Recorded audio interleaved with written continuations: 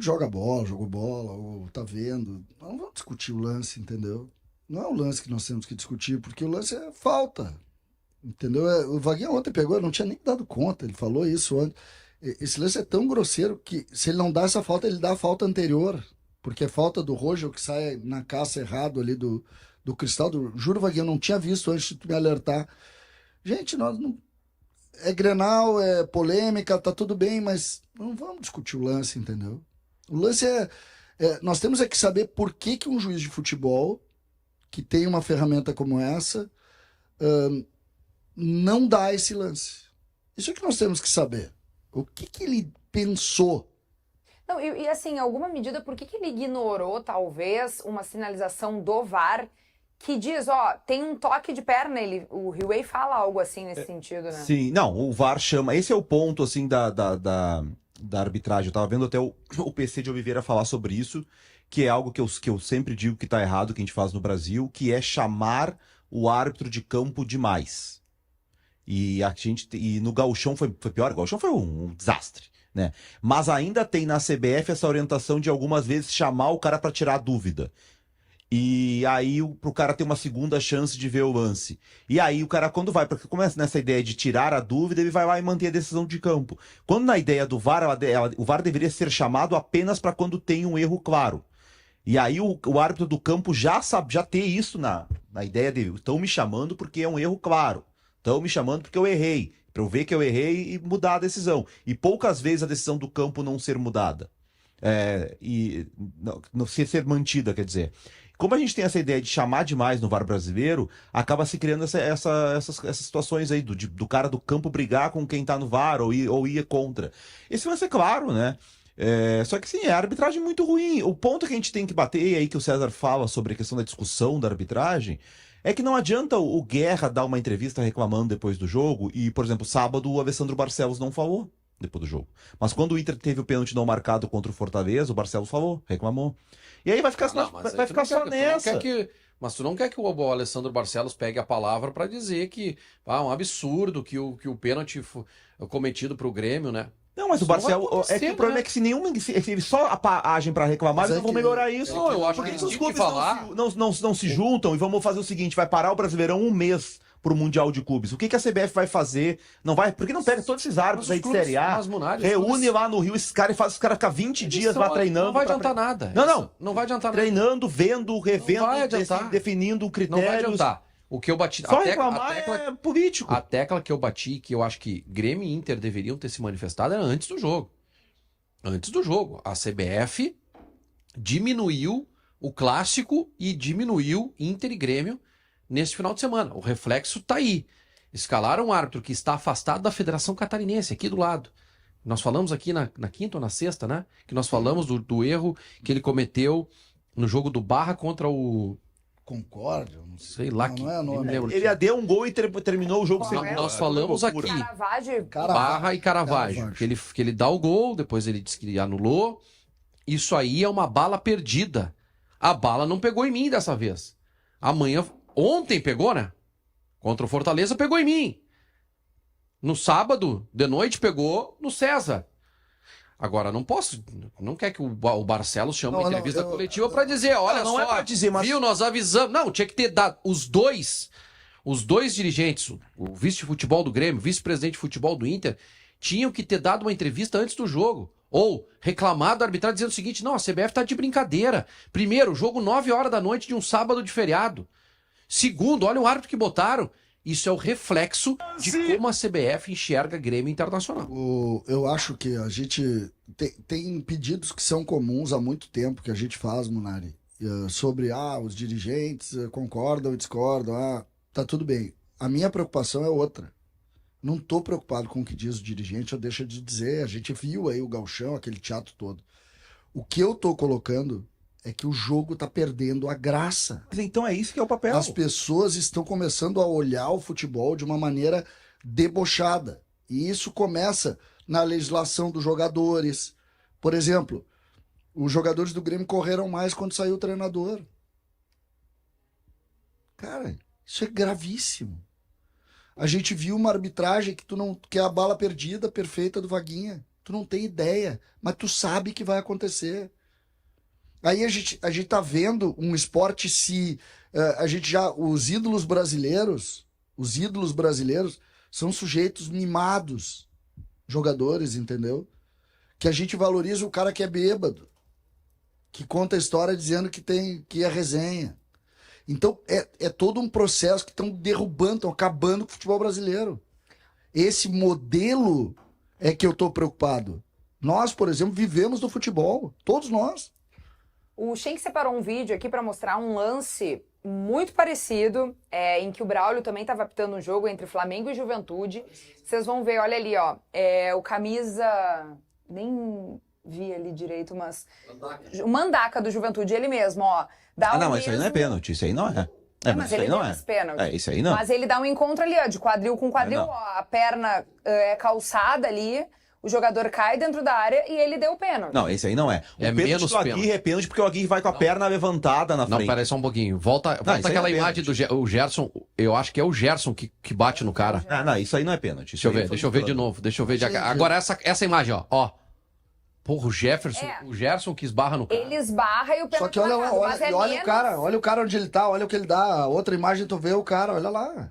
Tá, mas aí entra outro ponto que é o seguinte: Flamengo e Juventude no Maracanã é muito fácil dar esse pênalti. Tá, gente, não aí o Grenal é fácil. Mas, gente, o Grenal é o jogo de pressão. Munari, me desculpe, não é isso que eu tô falando, Munari. É que é o mesmo juiz que não deu aquele outro, deu esse. Sim, porque é ruim. Eles são horríveis. O Mandaca não chega com essa força assim, não é pra ruim, cima do Gerson. Que ele fez porque ele quer prejudicar o Grêmio? Não, Munari, ele faz, não é porque é que ele não tá nem aí. Eles são não é ruim. Eles são terríveis. Se a gente continuar achando que é ruindade, isso aí é má intenção. E não é má intenção de ser desonesto. É má intenção de estar cagando pro ambiente, entendeu? O cara não tá nem aí. Por quê? Porque, cara, eu tô aqui fazendo bico, seja isso. entendeu? O cara não tá nem aí. Não acho que seja isso. Não tem responsabilidade nenhuma sobre o ato. É bico, mas ele ganha bem. Ó, não tem... Aqui, ó. Não tem punição. Não tem punição. A punição é de um jogo. Não tem nada. Cara, o cara tá se lixando pro CCD. Eles são muito protegidos. Pro Vaguinha, pro cara lá do Juventude. O cara tá se lixando. Não é o árbitro que é protegido. Não, o árbitro é protegido. O jogador é protegido. Todo mundo é protegido. Presta atenção. O cara que dá esse pênalti aí, não dá o outro pênalti num jogo que é num lance parecido, o cara é o quê? Terrível, ruim, não deveria estar apitando. Num futebol sério ele não apitaria, só que não tem. Se tu for pegar bons, tu não faz a Série A do Brasileiro, não tem 10 bons para 10 jogos na rodada. Gente, vamos pro nosso segundo tema do dia, que é o saldo do Grenal. Num primeiro tempo a gente viu um Grêmio um pouco mais intenso, no segundo tempo a gente viu o clássico ser um pouco mais do Inter. Quais as lições esse Grenal 4-4-7 deixa para vocês, especialmente numa mudança de atitude CCD do Grêmio, logo em seguida da saída do Quinteiros? O Grenal, de um modo geral, ele é uma partida que confirma algumas premissas, né? Premissa inicial é que o Grêmio fez um trabalho mais simples, e esse trabalho mais simples ele tem uma mão do treinador e também dos jogadores, né? Tem um trabalho dos jogadores, e esse trabalho ele é confirmado com aquilo que a gente falava da importância da parte física no jogo, e o Grêmio conseguiu ser mais competitivo. Por outro lado, também confirmou uma dificuldade imensa do Grêmio de fazer gols, né? O Grêmio nesse Campeonato Brasileiro, o Grêmio vai ter muita dificuldade para fazer gols, porque o seu centroavante, tá aí o lance que ele erra, depois gera o gol, mas parte do gol é porque ele erra, né? Ele não vai entregar 20 gols na temporada, e o Grêmio tem pouquíssimos jogadores para fazer gols. E isso preocupa muito, porque vai precisar disso, né? Olha o gol que ele erra. Não pode errar um gol desses, né? Isso é uma baita defesa do ano. Mas ele erra poucos gols. O baita defesa pouco para ele. Senão ele fecha bem o ângulo. O Bright White tá longe de ser o problema. Não, eu não tô dizendo que ele é o problema. Não é ser problema. É que o Grêmio precisa fazer gols, né? O Grêmio vai precisar fazer gols, né? Aí o lance de impedimento. Aí ele chegou muito parecido o lance, inclusive, né, Vaguinho? esse mais fácil pro Valência, mas é parecido o lance, né? Aí o gol. Eu acho assim, Kelly, que o Inter, ele...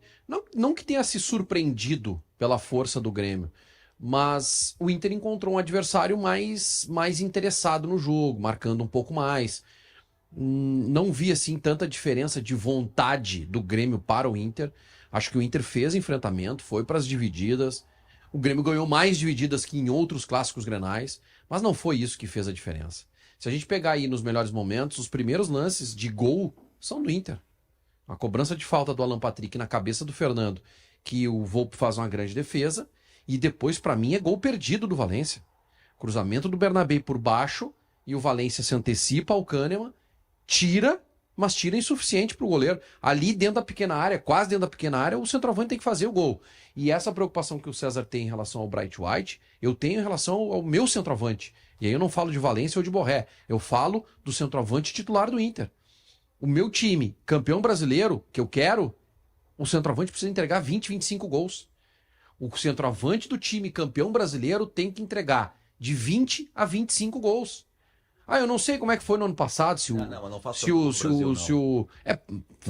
faziam, né? Mas isso faziam, né? Há 30 anos. Mas faziam. É isso que eu quero. Ano passado o artilheiro isso que eu quero. Estevão não chegou a 20 gols.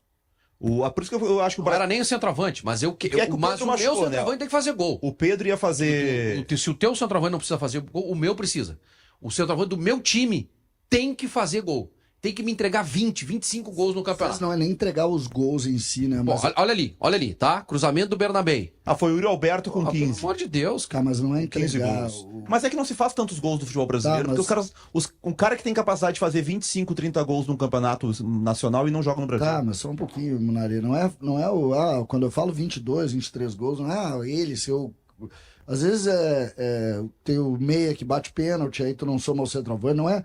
É tu entregar oportunidades, entendeu? Tu entregar assistências, tu montar 20, 25 gols que passem por ti. Mas o Bright White, ano passado, ele chega no meio do Brasileirão, ele fez 8 gols em 18 jogos.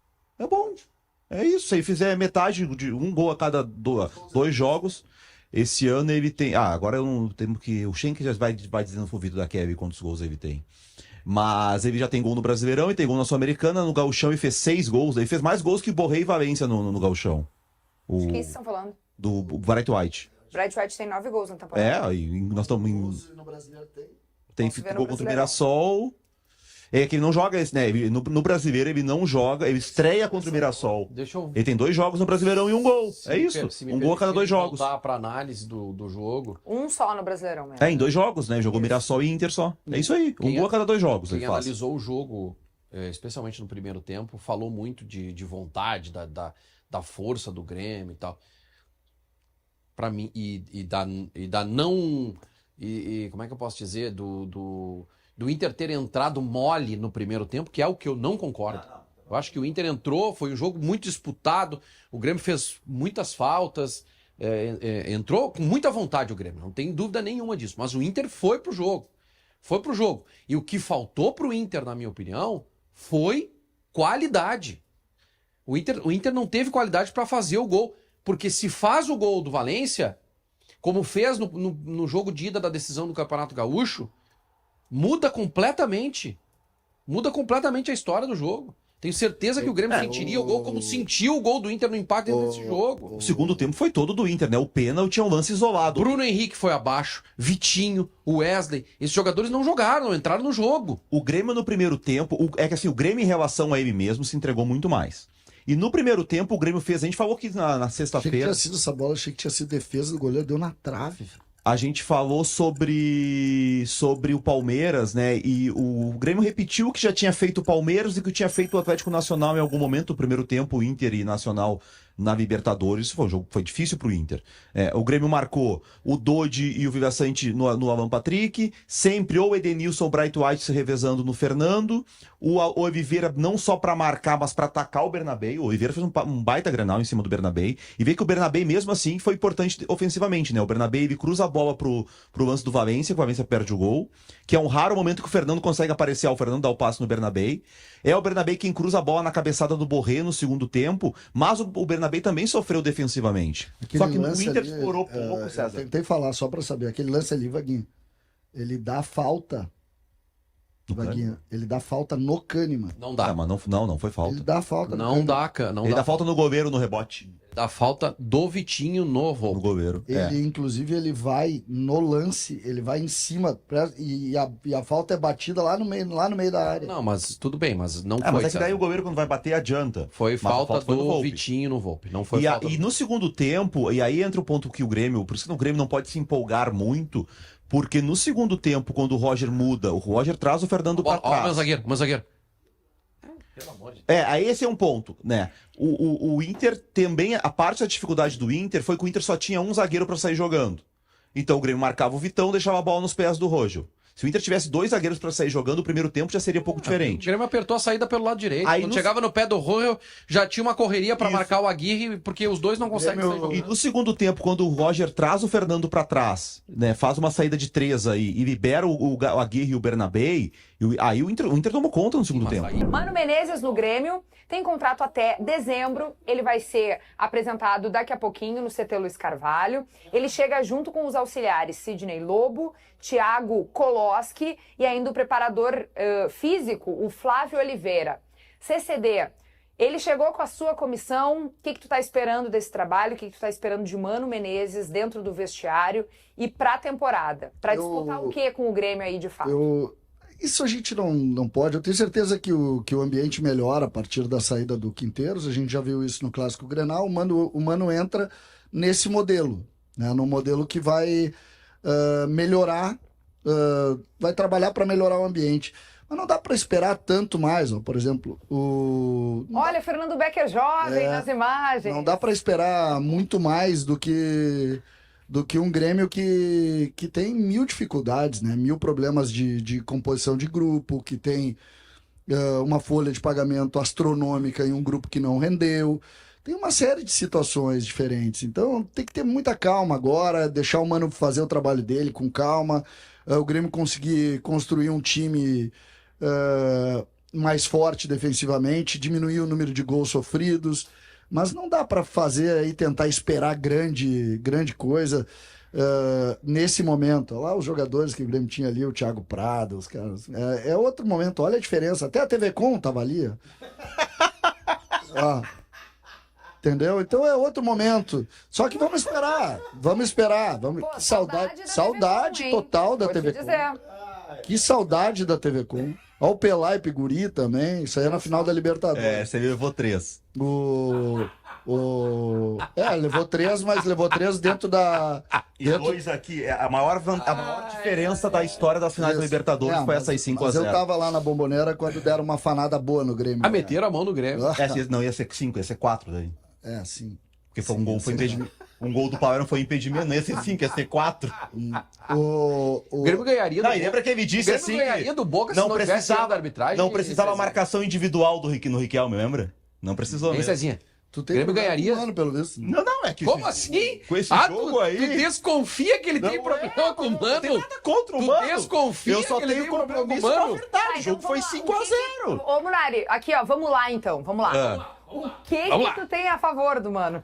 Eu acho que isso aí é um treinador experiente, vai montar um sistema defensivo. Aqui no Rio Grande do Sul se adora isso, né? Treinador que monta time Não é, tu não Mas é detesta igual o o Mano. Rote. Tu Tinha detesta uma técnico época- gaúcho. Tinha uma. Tu não, detestou não, o Roger não, aqui. não. Detestou o Mano Não. agora. Tu detesta Não, time não, gaúcho. não, não, não. Treinador gaúcho. Eu não gosto desse estilo de. O Tite, por Da exemplo, aldeia é o tu não melhor do gosta. Brasil. O Tite. Técnico da O aldeia. melhor técnico do Brasil é gaúcho, é o Tite. O Tite, inclusive, que vai dar uma pausa O melhor na carreira, brasileiro. né? Anunciou aí que por questões aí de saúde Filipão, mental, pra mim, o tudo maior mais, vai treinador dar da uma pausa. história do futebol brasileiro pelos títulos é o Filipão. O Filipão ganhou Copa do Mundo, ganhou Libertadores, ganhou. Foi o único treinador brasileiro que conseguiu fazer trabalho bom fora daqui, né? Foi pra Portugal e foi foi quarto numa Copa do Mundo com Portugal, treinou o Chelsea, né? Treinador brasileiro não consegue isso. O Luxemburgo até foi pro Real Madrid, mas o Luxemburgo foi pro Real Madrid muito mais uma questão de parceria. Vi que tava lá Ronaldo, Roberto Carlos, tinha um monte de brasileiro lá. O Filipão foi o treinador que o Chelsea escolheu para começar uma temporada. Ah, não deu certo, mas ele conseguiu isso. No momento que o Chelsea era ali 3, 4 maiores orçamentos do mundo. A grande questão é a seguinte, tá? Será que o Grêmio poderia fazer uma nova aposta, trazendo um técnico que tenha tido destaque na América do Sul, com uma nova proposta de jogo, ou daqui a pouco um português. Não teria tempo para fazer isso esse ano. Esse é o ponto. Eu acho que a contratação do Mano, nesse ponto, ela é um retrocesso. O César fala muito sobre isso, sobre o Grêmio estar ligado ao Renato, tu diz desde 2010, né? Não apenas ao Renato, o César fala de correr atrás do rabo, de sempre buscar história. Então, eu coloco o Grêmio tá fazendo exatamente isso, né? Exatamente. É com o Mano Menezes e principalmente com o Filipão. Mas o que eu coloco hoje é mais abrangente, Vaguinho. É mais abrangente. Alguns ambientes não têm estrutura para receber novidade. Mas quem é que gera esse ambiente? Esse ambiente é cultural, Munari. Não é gerar ambiente, é cultural. A gente vai falar depois do Renato, o mais inteligente de todos é o Renato. Vocês podem ver que daqui a pouco vai começar a se questionar o Roger dentro do ambiente do Inter. Porque o mais inteligente de todos é o Renato. O Renato é que entende. Hoje o treinador tem que ser jogador de futebol. Ele não tem que estar sentado do outro lado da mesa. Por que questionar o Roger? Não, tu vai ver que em pouco tempo vai começar a se questionar a distância entre o treinador e o jogador quando começar a ter mudança. Pode apostar. Não. Ah, mas não, então esquece o Roger. Não, esquece o Roger. Exatamente isso, esquece o Roger. Vai dizer que tem problema interno no vestiário. Já criou crise. Não, vai criar crise, não tem nada disso. É que eu achei que tu teria capacidade para entender o que eu tô tentando falar. Acabou de me chamar de... Agora acabou de me chamar de burro. Acabou de me chamar de burro. Não, de burro não. Não tem problema. Não tem problema. Tá liberado. Eu te chamei... Eu sou especialista nisso. Eu te chamei de clubista. De burro jamais, porque eu sei o tamanho da tua inteligência. Agora, o que eu quero dizer, eu citei o Roger. Eu citei o Roger para dizer, Vaguinha, o que eu penso sobre o atual ambiente do futebol. O Mano Menezes chega num ambiente que vai aceitar ele. Por um tempo. Por um tempo. Vai aceitar ele. O que é então isso que eu quero dizer. Então tá dizendo que ele tem prazo de validade, como ele teve no Inter. Não ele. Se tu olhar todos os treinadores têm prazo de validade. Ou o treinador hoje sentar do lado da mesa dos jogadores e faz uma gestão de grupo que quem manda é o ambiente do vestiário, ou ele não resiste. Todos. Na cultura do futebol brasileiro. Isso que eu tô falando. A tua tese é boa, mas eu não sei se é só isso. Eu não sei se é... o que acontece com os times vencedores? O único time que conseguiu... Tem um time que conseguiu sustentar um treinador. Um time, que é o Palmeiras. O Flamengo não sustentou. O Flamengo, quem manda é o vestiário. Porque mexeu, o treinador do Flamengo é expurgado de lá. O Flamengo tocou 8 vezes de treinador. E é um time vencedor, o vestiário é que comanda. O vestiário que eu digo, os jogadores. O que fez o Palmeiras? Todo ano o Palmeiras tira 2 ou 3 caras. É só tu prestar atenção. O Felipe Melo, campeão da América. Vai. O Ola, vai. O outro, Dudu, manda. Vai. O Palmeiras fez isso. Scarpa, que sai daqui melhor jogador do Brasileirão de 22, não dá certo na Europa. Quando volta pro Brasil, o Abel não quer ir de volta. Isso. Ele vai pra Vai. É o único ambiente que expurga ídolo. Mas assim, eles nem tão. Vai. Vai. O Ramon Dias acabou de ser demitido do Corinthians. Depois o Depay dá uma declaração criticando a maneira de jogar do time. Todos. Por que tu faz isso, Vaguinha? Porque hoje o ambiente do futebol é comandado por eles. Mas vamos falar desse dia também extremamente importante para os colorados na Libertadores da América. A gente vai fazer agora uma projeção da partida e falar também de um dos destaques, que é a volta do Vitor Gabriel. Depois de uma lesão sofrida aí no último jogo do Campeonato Gaúcho, ele volta a ficar à disposição. E além disso, o Gabriel Carvalho pode ganhar a primeira chance como titular no ano, conforme apurou aí o Bruno Flores, da Rádio Gaúcha. E aí, Vaguinha, o que tu tá esperando para essa partida com o Nacional que vem cambaleando aí nessa Libertadores, né? Primeiro que a notícia do mês é a volta do Vitor Gabriel, né? Que foi notícia do mês. Foi o destaque do Campeonato Gaúcho, firme, zagueiro de bom posicionamento, bom tempo de bola, firme, boa saída de bola, né? É um alívio pro Colorado esse retorno no dia de hoje? Eu acordei levinho. Fui dormir levinho e acordei levinho, Kelly.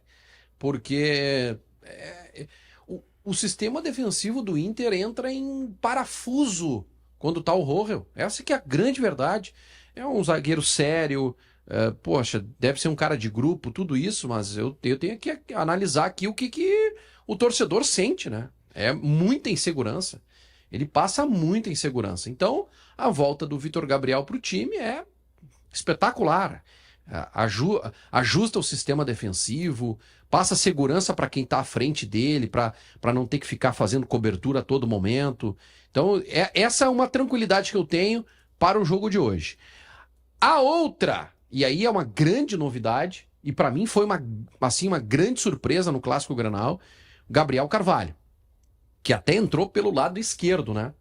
Se ele jogar, ele vai jogar pelo lado direito, que é onde ele jogou e começou junto com o time no ano passado a retomada, né, dentro do Campeonato Brasileiro, aquela sequência de vitórias que o Inter teve, mas o Gabriel Carvalho voltou, parece mais forte, com contato físico, ele não caía no chão no Clássico Grenal, teve vitória pessoal, teve chute a gol, foi muito bem o Gabriel Carvalho. Então essa é uma grande novidade. Eu tenho algumas dúvidas ainda, ou pelo menos uma dúvida, em relação à presença do Bruno Henrique, que tem caído um pouco de produção, talvez tenha sentido a sequência de jogos, jogador já mais experiente e que foi preservado só em uma partida, né? Que foi aquele jogo contra o Fortaleza, que ele não participou. Talvez aí, não sei se o Ronaldo, para dar um pouquinho mais de intensidade no setor, mas perde um pouco na transição. Acho que o Inter está precisando, ou está sentindo falta do camisa 8, que faz essa transição, que chega na frente, que finaliza, que trabalha bem a jogada, que era algo que o Thiago Maia fazia no ano passado, que esse ano não fez porque estava com a cabeça no Santos. Enquanto o Vaguinha falava aí da escalação, da projeção para esse jogo, a gente está vendo imagens de confrontos entre Inter e Nacional pela Libertadores. Foram 12 jogos na história entre as duas equipes e na soma aí o Inter leva melhor. 5 vitórias até aqui, a última em 2019. O Nacional venceu o Inter apenas 2 vezes. E uma das vezes até inclusive foi campeão da Libertadores depois de passar pelo Inter em um desses confrontos. A última vez foi... Não, o Inter jogou em 2023 contra eles. Empatou as duas. Mas foi vitória? Ah, tá, vitória, tá, o último empate, tá. Aí é o gol do Vitorino, né, que é o nome do meu pai, que decide a Libertadores da América de 1980. O teu pai gremista deve ter adorado, então, né? Teu pai, o nome é Vitorino? É. Que legal. Falecido Vitorino, seu Vitorino. E gremista, né, o seu Vitorino.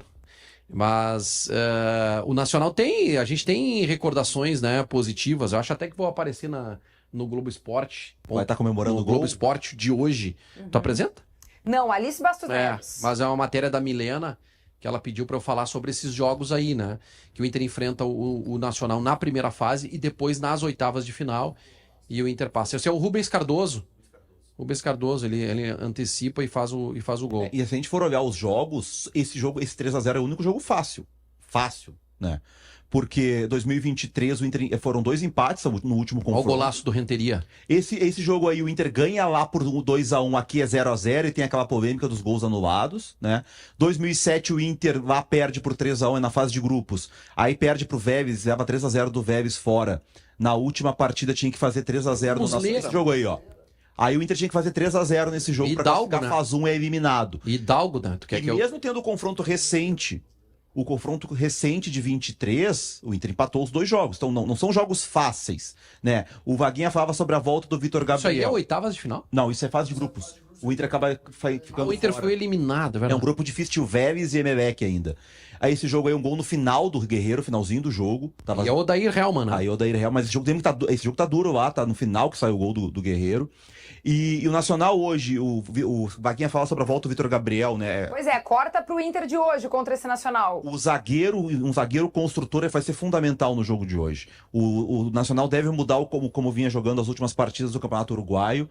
Vai entrar mais um zagueiro, deve jogar com uma linha de 5 e vai sair, pela informação do Ovacion agora de manhã, o centroavante, o Eraso, e deve entrar o Lucas Vijalba. Ele acredita, mas- o Nacional ainda acredita em classificação. Pois é, o Nacional vai jogar com 5 atrás. 5 atrás. Vai fazer o quê na Libertadores, então? Vai evitar um vexame de não ganhar um pontinho.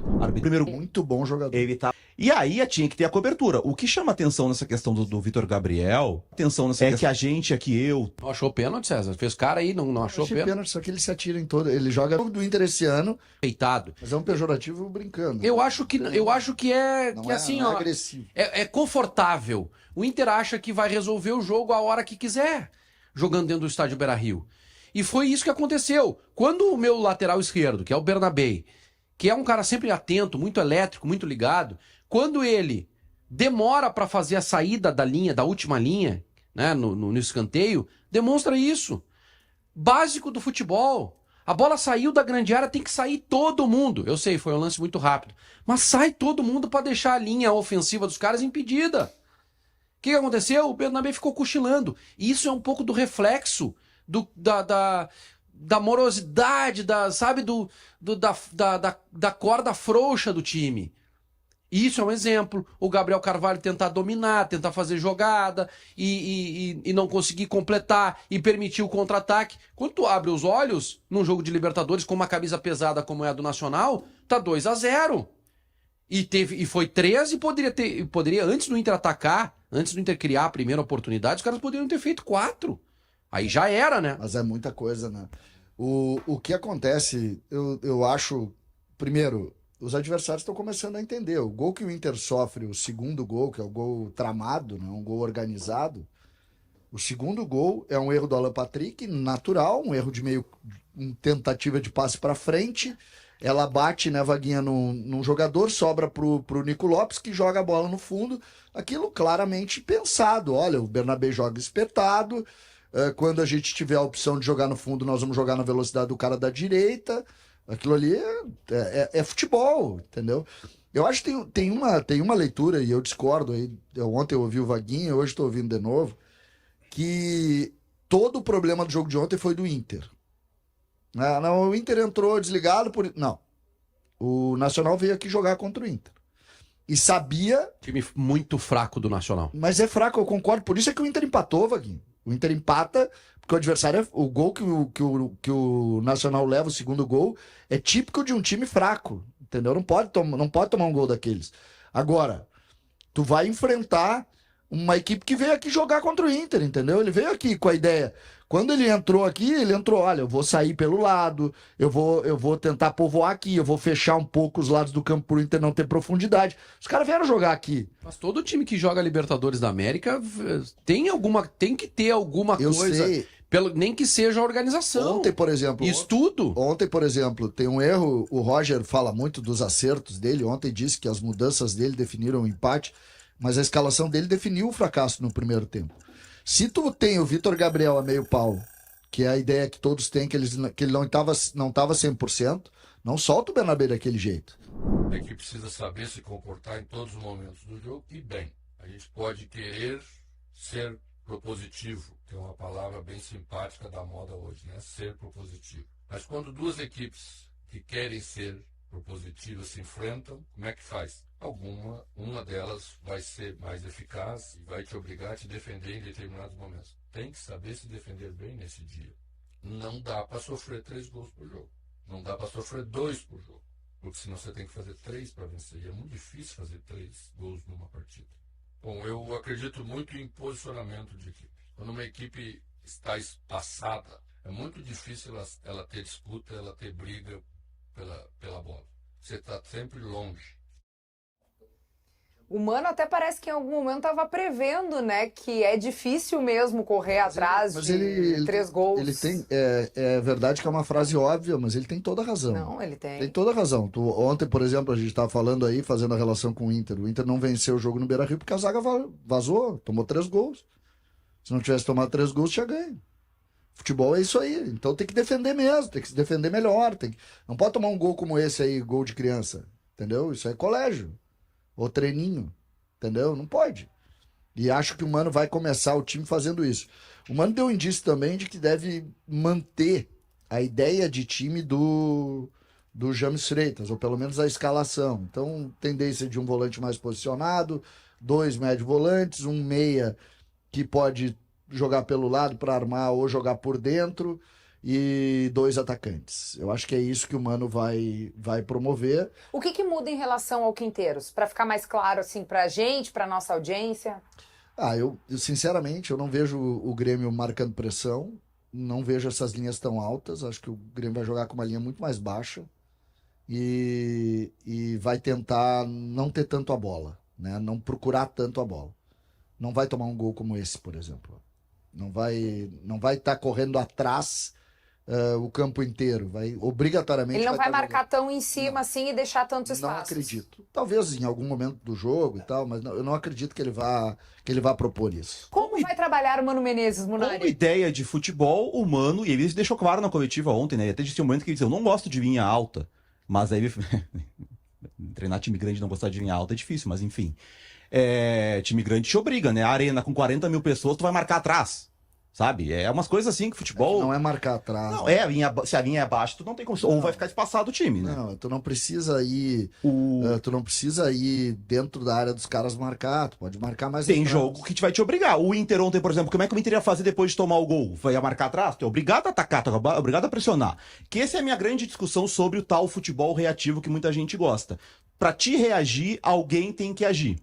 Só que tu não controla isso. O jogo que tu precisa ganhar, tu precisa agir, tu precisa propor, porque o adversário tá ganhando de ti, ele fica lá atrás. Então eu imagino que o Grêmio vai ter uma boa arrancada com o Mano, porque normalmente o Mano faz isso nos trabalhos, pegar Inter, Fluminense, Corinthians, tudo foi assim nos últimos trabalhos. Porque ele faz isso, ele arma um sistema defensivo, o time dele marca recuado, joga em transição, e as coisas até funcionam no começo. Só que tem um momento do trabalho que tu vai ser obrigado a atacar, porque, repito, tu não controla o reagir. Se o adversário não age, tá ganhando o jogo ou tem uma vantagem, tu precisa propor. E o Mano, nos últimos trabalhos, e esse é o desafio dele no Grêmio, é que falta repertório. Quando ele precisa, ele se coloca numa situação de ser obrigado a propor, a criar, é o limite dele. E por isso que tu cai pro Caxias, pro Melgar, pro América Mineiro, né? Tu acaba tendo essas eliminações assim. O início do trabalho eu acho que vai ser bom primeiro, até porque a sequência de jogos do Grêmio é boa.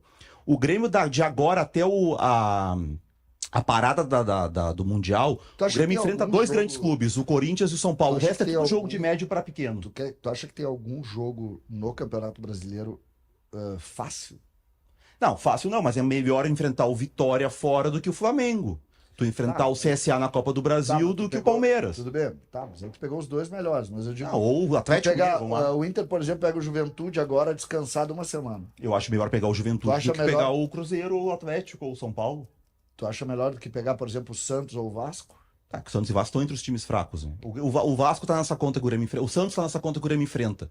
O Santos e o Grêmio pega na arena nessa sequência. Times difíceis, assim, dos principais times.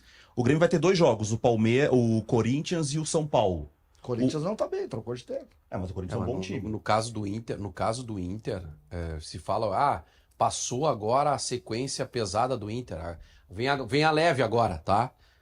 Tem Juventude e Maracanã. Essas duas tá? aí Maracanã.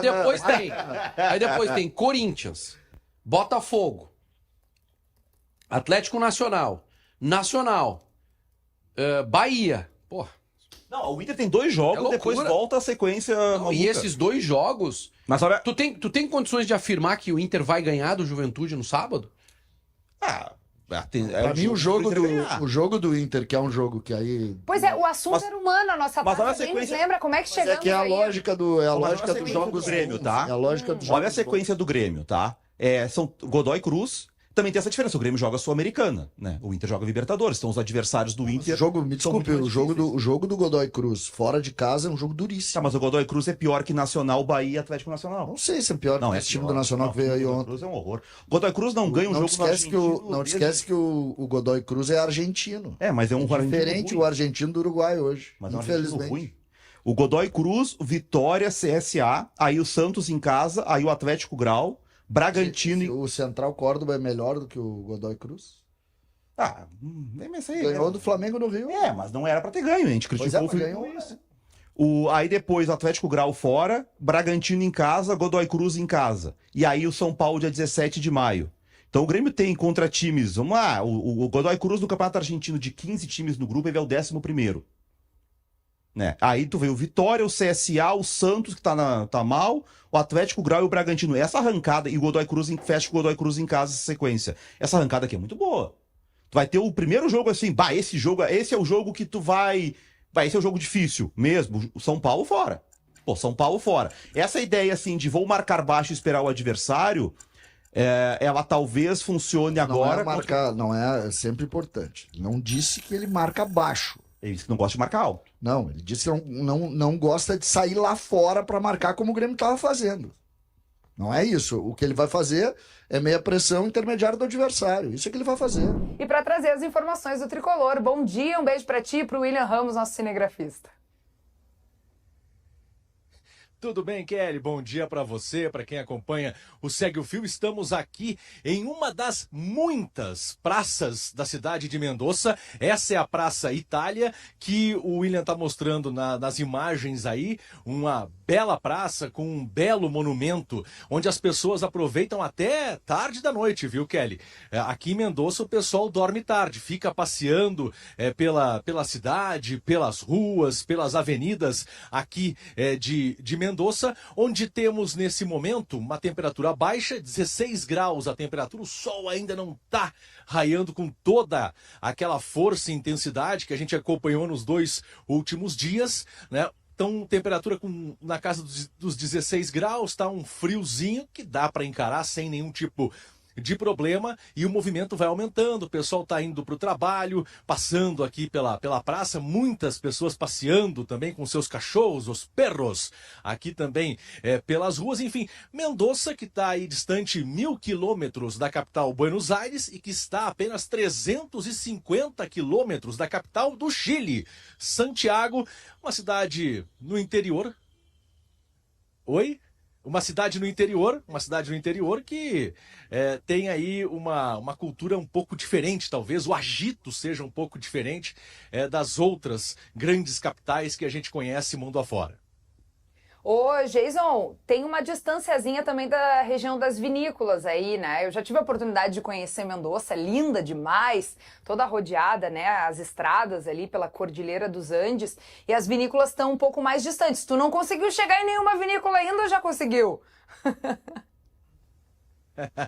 Não. Tem muita vinícola, né? E aí, claro, já é um pouco mais afastado da região central aqui de Mendoza, mas muitas lojas vendendo, claro, vinho, né? Vinhos, por todo lado você encontra uma loja que acaba vendendo vinhos, dos mais variados, e todos aqui da cidade de Mendoza, porque a economia local ela é baseada muito na agricultura e também no vinho, né, nas uvas. Então você tem, caminhando pelas ruas, Kelly, a possibilidade de encontrar várias lojas com vários vinhos e com vários preços também, viu? Vou dizer que tá meio salgado viver ainda aqui na Argentina, apesar do argentino dizer que a coisa tá melhorando um pouco mais, mas a situação ela ainda é preocupante. Ali tem 3 torcedores, vem cá. Vamos fazer ao vivo aqui, vamos ver. Tu nome? Ignacio Agüero. Ignacio, mora acá en Mendoza. Sí, somos acá. ¿Es torcedor de quién? ¿De Boca?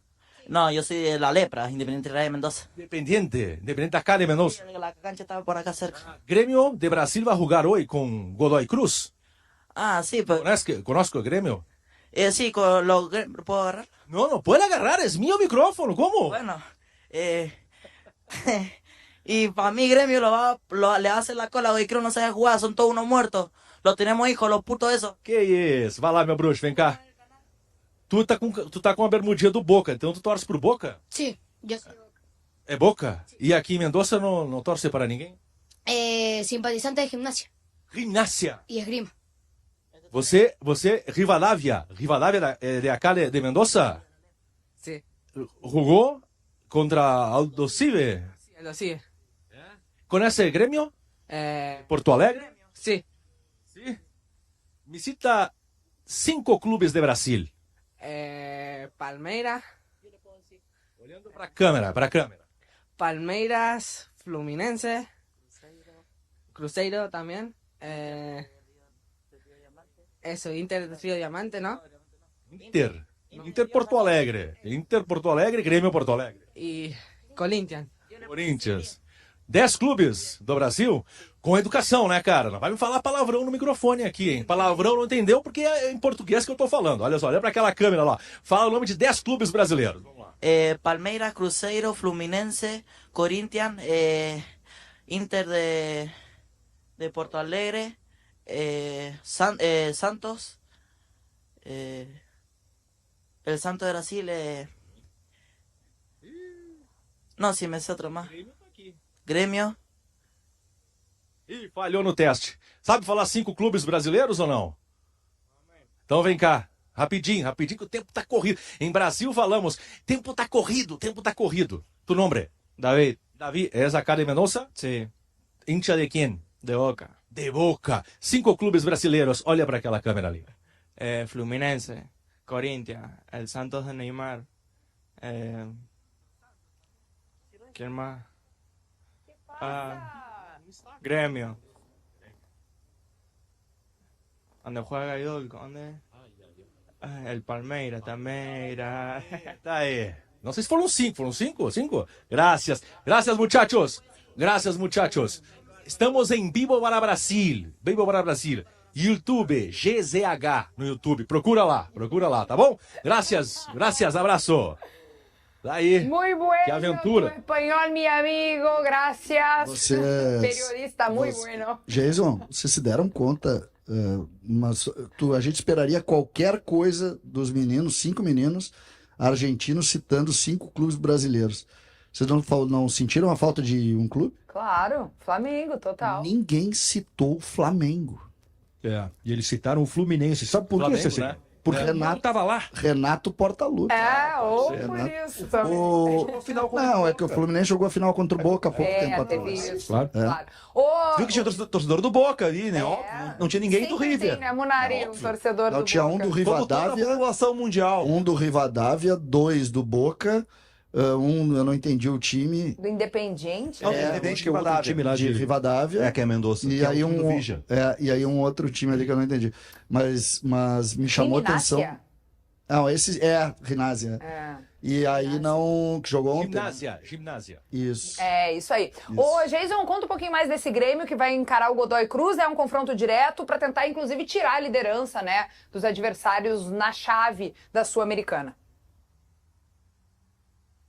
Vamos lá, o Grêmio desembarcou ontem, Kelly, no final da tarde, início da noite aqui em Mendoza, um desembarque muito tranquilo, muito rápido, sem a presença de torcedores, que aliás começaram a chegar ontem à noite excursões aí do Rio Grande do Sul, que vieram aqui para Mendoza, gente que veio do interior do estado, de Birubá, Santa Maria, o pessoal tá chegando, né, 35 horas de viagem de ônibus, e vão estar no estádio Malvinas Argentinas apoiando o Grêmio. A direção aposta em aproximadamente 300, 400 torcedores do Grêmio e é um número considerado alto, porque é difícil você chegar aqui em Mendoza, né?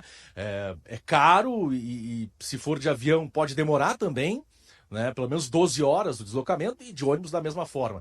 É muito mais, por óbvio. É um Grêmio que chega com a esperança de um reencontro com a sua identidade. Foi isso que eu ouvi ontem na concentração do Grêmio, conversando com os dirigentes. Tive a oportunidade de entrevistar o vice-presidente Fábio Floriani, membro do Conselho de Administração, na chegada do Grêmio aqui a Mendoza, e ele falava sobre isso, né? A chegada do Mano pode proporcionar isso para o Grêmio, esse reencontro com a sua identidade. Um time que também busca o resultado, mais pragmático, mais aguerrido, mais forte. E na comparação com o técnico anterior, talvez o Mano consiga agregar isso ao seu trabalho, que está só começando, e o Mano deve, muito provavelmente, inclusive, né, com essa questão de estar só começando o seu trabalho, manter o que foi feito pelo James Freitas no Grenal, onde o Grêmio acabou empatando por 1-1 com o Inter, mantendo a base do time para o jogo de hoje à noite aqui em Mendoza. O que os amigos aqui, os consagrados, querem perguntar para o Jason? Eu quero perguntar, Jason, sobre o time. Porque o Grêmio tem, né, o jogo de hoje, nessa reestreia do Mano, é muito importante contra o Godoy Cruz pela Copa Sul-Americana. Mas domingo contra o Vitória, com o Grêmio na zona do rebaixamento, o jogo também é fundamental. Como é que está sendo feito esse planejamento do Mano, da comissão técnica dele? Deve ser time titular hoje, força máxima hoje, um time parecido com o do Grenal, com aquelas alterações na defesa, e também domingo em Salvador. O que deu para sentir esse ambiente do Grêmio aí, Jason? Sabe, Gabardo, acompanhando o Grêmio desde, assim, de perto e na concentração, e a gente sabe que é importante estar no hotel, na concentração, conversando com as pessoas, desde o Grenal para cá, eu fico com a impressão, aliás, a informação, e aí vem a impressão. A informação é, o Grêmio não tem como jogar com força máxima Godoy Cruz, Vitória e CSA, porque são 3 jogos fora de casa que o Grêmio terá, né? E por 3 competições diferentes, viagens, né? Pouco tempo de trabalho. Gabardo, a comissão técnica, ela tem essa preocupação. É preciso buscar um equilíbrio em termos de escalações. Como as Copas são mais perigosas, não que o Campeonato Brasileiro não seja, o Grêmio está na zona de rebaixamento, sabe disso, mas como as Copas elas são mais perigosas e traiçoeiras, o Grêmio daqui a pouco vai jogar com força máxima hoje ou com aquilo que o Mano tem de melhor hoje. E aí contra o Vitória, é claro que é difícil, o Grêmio está na zona de rebaixamento, mas daqui a pouco podem existir algumas preservações, pontuais preservações, jogadores que estão estourando. Por exemplo, antes do Grenal, conversando na concentração do Grêmio, ouvindo de pessoas que o elenco está extremamente desgastado, extremamente cansado, tá? E o exemplo que eu ouvi antes do Grenal foi o Wagner Leonardo não parou de jogar ainda. E olha o que aconteceu no Grenal. Estourou, tem uma lesão grau 1 e ainda vai levar mais alguns dias para retornar. Vamos falar de cansaço mental, gente, porque depois do empate aí com o Nacional do Uruguai, em 3-3, o Roger Machado, ele lembrou uma história dos tempos de Bahia para falar do cansaço mental dos jogadores em meio a esse calendário que é pesado, com vários jogos em poucos dias. Vamos ouvir aí o comandante colorado. No período da pandemia, quando os jogos voltaram lá em Salvador, nós fizemos 12 jogos em 14 dias. Né? Dividi os times, mas eu como treinador, isso eu vou dividir com vocês. Eu como treinador, eu estava presente em todos. Né? Então era um dia estadual, 2 dias depois Copa do Nordeste, estadual de novo, em 2 finais, a Copa do Nordeste estadual. Eu saí de casa para ir para o estádio de Pituaçu, para um jogo do estadual, 4 horas da tarde, saí perto do meio-dia, porque não tinha concentração. No meio da paralela, um motoqueiro cortou minha frente. Eu me assustei, quando eu me reequilibrei, eu perguntei para o meu auxiliar, para onde é que nós estamos indo? O meu auxiliar disse, que isso, olha? Diz ele, para o carro aqui. Deus está brincando, mas não, o susto que eu levei mexeu emocionalmente comigo. Né? Então o que me preocupa muito é isso, é o descanso emocional dos atletas, porque não é possível fazer essa sequência toda, né, em alto nível, né, e a gente garantir performance sempre. Um relato importante, né? E uma reflexão a se fazer também diante de um calendário que é tão apertado e tão intenso quanto o brasileiro. Como lidar com isso, na opinião de vocês? Acho que tem uma questão que é importante, eu acho que o relato do Roger é fundamental, né, para a gente entender o que acontece nos bastidores, mas tem um ponto que é importante, ele a sequência de jogos é para todos, né, que estão com competições como Copa do Brasil, Campeonato Brasileiro e uma competição sul-americana. Claro que tem o Juventude, por exemplo, Juventude não está em nenhuma competição sul-americana, tem uma vantagem em relação ao calendário, mas quase todos estão envolvidos nas 3 competições. Eu acho que vai levar vantagem, nesse momento até a parada, agora de junho, né, quando tem o Mundial de Clubes da FIFA, vai levar vantagem quem tiver mais opções de grupo. Né? O técnico que chegar, olhar para o grupo dele e puder fazer um revezamento melhor, mantendo a qualidade. Quem não tiver, vai sofrer mais. E essa discussão sobre a saúde mental, né? Ontem eu estava lendo algumas crônicas sobre esse pedido de tempo do Tite. Né? E a saúde mental, ela é algo que está no nosso dia a dia, né? Algumas pessoas sofrem mais, outras sofrem menos. A gente precisa cuidar cada vez mais disso. É natural que o Roger tenha esse sentimento sobre a pressão que é a atividade dele. Talvez por isso também se pague tanto por ambientes como o ambiente do futebol, para jogadores, para treinadores, enfim, para comissões técnicas, para todo mundo. Talvez esse seja um dos pontos. Mas saúde mental a gente respeita, a gente não critica e sequer sugere qualquer tipo de análise, por um motivo muito simples. Não existe uma pessoa igual a outra, em nenhum cenário. Não existe. Então, sempre que alguém está com algum tipo de sofrimento, algum tipo de dificuldade, a gente precisa respeitar aquela pessoa, respeitar aquele ambiente, e o Roger apenas relatou isso. Mas não é dele, tá? Esse é um ponto... A nossa profissão mesmo é uma profissão de exigência também, né? Nós fazemos cobertura disso. Estou reclamando? Claro que não. Claro que não. Só estou analisando. Tem pessoas que são assim, tem pessoas que têm mais dificuldade. O mais forte exemplo é o da Simone Biles, né? Que largou uma Olimpíada depois de todo o ciclo olímpico, não conseguiu fazer. Você sabe o que é isso? Imagina depois de toda a força do ciclo olímpico, imagina o tamanho da pressão emocional que ela viveu, que ela não conseguiu. As pessoas, eu vi muita gente criticando. Não, gente, saúde mental é uma das coisas mais complexas e a gente precisa apenas respeitar. Eu respeito muito o Roger por isso, acho que é muito legal que ele cite esse assunto, mas não é regra.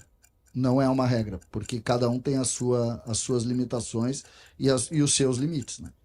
Acho que o acolhimento é muito importante nessas horas, além de um acompanhamento psicológico. A gente tem visto isso nos clubes cada vez mais frequentemente.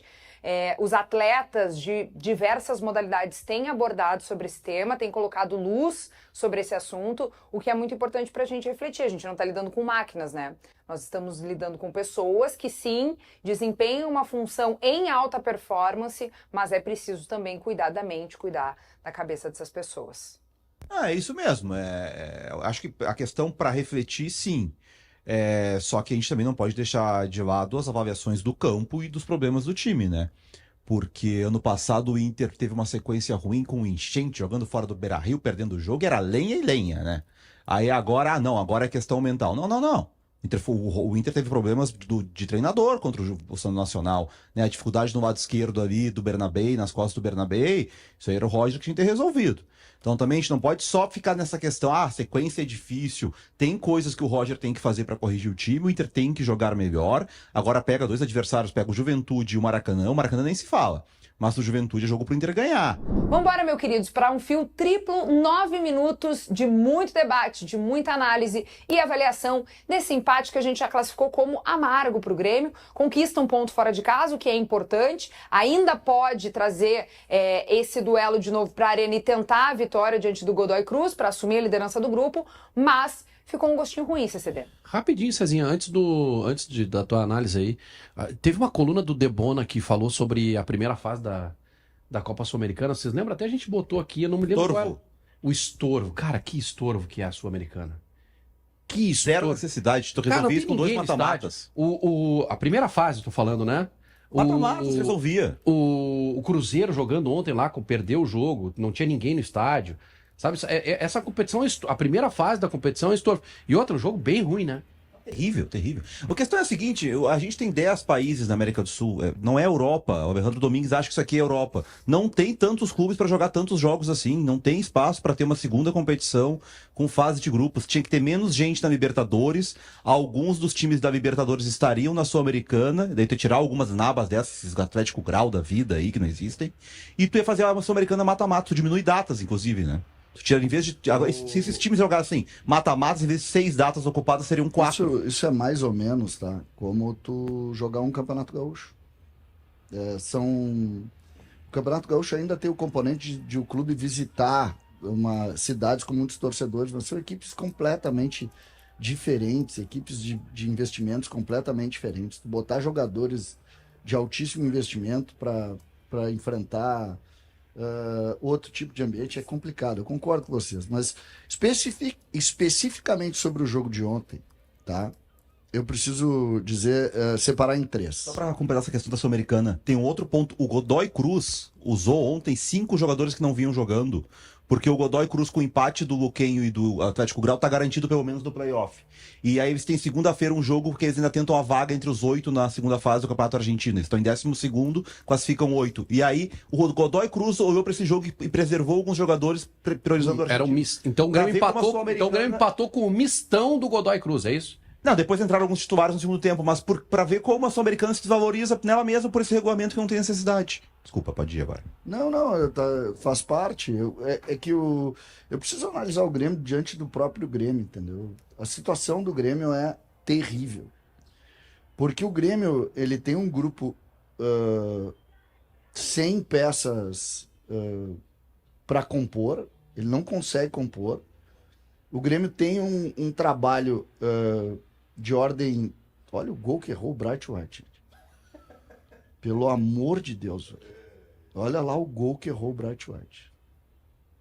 E ontem o Marco disse que o Aravena atrapalhou o Bright White. Agora eu estou vendo aí como é que atrapalhou o Bright White.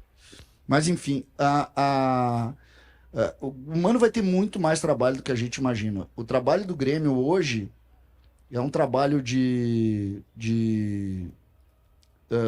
salvação, eu diria. Salvação, eu diria. É incrível como o Grêmio se perdeu no caminho. É incrível como o Grêmio tem dificuldade de ordem técnica. É incrível como o Grêmio tem dificuldade de característica de jogadores que não marcam. Ontem, por exemplo, quando o Mano tira o terceiro volante e abre o time, virou uma terra de loucura. Faz o gol no contra-ataque, é verdade, mas podia ter tomado em cima da pressão de um time comum. O Mano vai ter que entender que é marcar, marcar e marcar, e o Christian Oliveira tentar fazer gols ali e tentar salvar o Grêmio. Porque se o Grêmio tomar gols como toma, e o Grêmio ontem tomou gols mais uma vez por erros. O primeiro foi um gol do... O primeiro gol que o Grêmio levou foi um gol do Gemerson. E o segundo gol é na base da pressão, da dificuldade de marcação, né? Uma quantidade de erros coletivos e erros individuais que... Olha esse troço, tem 9 jogadores... Eu ouvi... Vaguinho, olha esse lance ali. Tem 9 jogadores do Grêmio dentro da área e tem um cara dos caras livre. Sabe que durante... Sabe o que é isso, Vaguinho? 9 jogadores do Grêmio dentro da área e tem um cara livre. Já vi acontecer no meu lado também, em Libertadores. Não te preocupa. Ontem, ao longo do jogo, estava acompanhando alguns comentários e tal. Muita gente dizendo, esse aí é o Grêmio do Mano. É um time que marca, mas pelo lado positivo. Pelo lado negativo é o Grêmio do Mano também. Porque é um Grêmio que se retrai quando tá ganhando, ou é um time que se retrai quando tá ganhando, que aceita uma pressão e que, por vezes, acaba cedendo o empate. Mas é que a estratégia acaba não dando certo. Ontem, Vaguinha, o time que entrou jogando foi basicamente o time do Grenal, apenas com jogadores que não puderam atuar. O time que entrou jogando, Vaguinha, ele de alguma maneira controlou o adversário. O adversário não teve oportunidades. O Grêmio não criou nada além dos erros do adversário, tá? É preciso dizer isso. O Grêmio não tem nenhuma oportunidade que foi criada em cima da qualidade dos seus jogadores. Todas elas... isso não é lance, cara. Isso aí é futebol, gente. Não. Pegou ou não pegou? Pegou, mas cara, não foi uma cotovelada. Tá muito chato isso. Não é... No Brasil, isso aí, o VAR chama e é vermelho, mas no futebol de verdade, fora daqui... Agora teve um lance ali do Gemerson no segundo gol dos caras. Não, no primeiro gol do Godoy Cruz, que teve um lance, eu tava vendo ontem, Bahia e Atlético Nacional. O Atlético Nacional chega ao gol do empate num lance que não é igual, não é igual, mas o toque, assim, que se discute a intensidade do toque. E o Nacional reclamou bastante. Eu acho que o Nacional foi prejudicado ali. O juiz acertou aqui e errou lá. E só que assim, é importante dizer que ele deu no campo, não foi o VAR. O que eu penso? Ele poderia ter marcado e poderia não ter marcado. Por isso que tem que valer o campo. Porque num jogo marca, no outro não marca. Mas é por isso que eu sou contra o VAR nesse tipo de lance. Esse lance tem que ser o campo. Só que sobre o time, Vaguinha, dentro da tua ponderação do lado bom e lado ruim, quando ele abre o time, o segundo gol, o gol que o Grêmio leva, tá aí o gol do Nacional. O gol que o Grêmio leva, Vaguinho, é um gol de... Cara... Tá aí, ó. Isso aí não pode ser anulado, pelo amor de Deus. Ele faz o gesto, assim, que tá empurrando, mas o jogador do Bahia não cai, ele vai pra trás. Tá, tudo bem. Mas ele ganha espaço, eu não tinha visto por essa imagem. Isso aí, ó. Tudo bem, mas ele ganha espaço Não, é falta. Claro que é falta. Mas o jogador do O Bahia... jogador teria a bola. O jogador teria a bola se não tivesse as Mas tu vê, o jogador do Bahia não cai no chão. Não, é que Pelo ele contrário, tenta, ele continua tentando buscar a bola, mas ele ganha espaço. Ganha. Ele ganha espaço porque segura o cara. Ganha espaço. Pra mim não tinha que anular esse lance. Não, tudo bem, mas ele ganha espaço. Esse lance aí é diferente do lance do Gemerson. Ó, Vaguinha, eu vou mais longe, tá? Se ele tivesse, o jogador do Bahia tivesse projetado pra frente, eu diria que seria muito teatro. Ele ainda tenta buscar a bola, mas o cara ganha espaço com as mãos. A verdade é essa. Eu sempre penso do outro lado. Se isso aí é o zagueiro que faz, eu acho escândalo pênalti. Então eu não anulo. Pra mim, esse lance, não tinha visto esse lance aí. Esse lance aí, o centroavante ganha espaço com as mãos, evitando que o cara volte pra cabecear. E vou mais longe, tá? O zagueiro do Bahia teria tirado a bola. Ele teria alcançado, Vaguinho. Tá? Diferente. Olha o lance do Gemerson, como o Gemerson se projeta pra frente. Ou seja... Tamo mal de zagueiro, hein, Cecília? Mas tu tá louco. Tu tá louco. O estar mal do zagueiro que o CCD fala, entrou o Vieri, né? Que também tem participação no lance do gol. O Grêmio tem... Aí entra... Eu vou ter que dar o braço a torcer aqui pro Vaguinha lá no início. O Grêmio tem bons jogadores. Sim, tem bons jogadores. Mas o Grêmio tem um grupo com muitos jogadores ruins. Quanto é que ganha o Gemerson? Eu nem discuto a questão de salarial. O Gemerson abandonou, saiu do Atlético a vir pro Grêmio, né? Porque o Atlético, ele tinha contrato com o Atlético até o final do ano. E veio da Europa, um pouco ele não ganha. Não ganha pouco. Não. Jogador caro dos mais caros. Vaguinha, pensa o seguinte, tá? Isso serve pra mim e pra ti na hora de analisar os reforços de Grêmio e Inter. Nós temos que ser muito criteriosos para jogadores que são liberados por grandes clubes do Brasil. Sobretudo acima de 30 anos. Principalmente quando envolve o Grêmio, é muito difícil a gente criticar a contratação, porque tu sempre fala, o cara não tá jogando e os caras vêm. Mas em 95 o Paulo Nunes veio de refugo, o Jardel veio de refugo. 95 faz 30 anos que o Grêmio tenta reproduzir isso aí de contratar refugo. E não adianta, gente.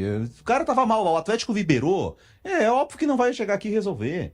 É muito difícil isso dar certo. A chance de dar certo é muito menor. Agora, falando um pouco sobre a postura do Grêmio... Eu quero te provocar. Do quê? Eu quero provocar o debate. Tem um tempinho aí... Qual? Quanto tempo tu precisa? Não, o tempo quem vai dizer vai ser ele.